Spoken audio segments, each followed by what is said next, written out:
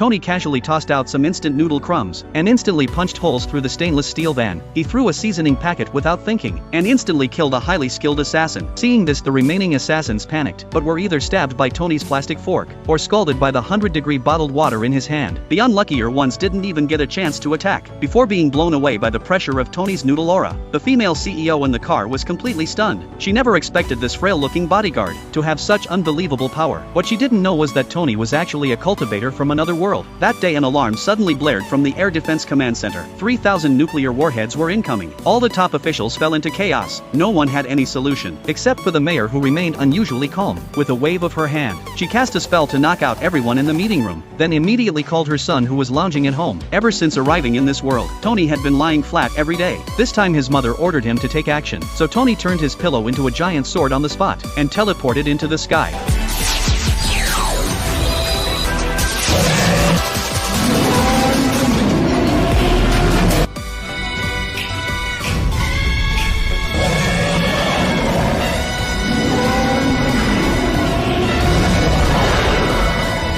But when he got home, his mother didn't want him slacking off anymore, so she assigned him to protect a beautiful CEO. This tech was vital for the country's air defense and to prevent another nuclear attack. She reminded Tony not to mess up even a little. Yet on his first day at work, Tony was already slacking off. This naturally annoyed the female CEO, so on her way to a business meeting, she decided to teach Tony a lesson. She ordered the driver to throw Tony out in front of the company, but then Tony snapped his fingers and slowed the speed of the car. The CEO was still thinking of filing a complaint to fire him when Tony caught up in the next second. Seeing how slow the car was, Tony joked that he had time to eat some noodles. Even a snail could keep up at this rate. But the next second, a group of assassins suddenly ambushed them, and that's how the opening scene happened.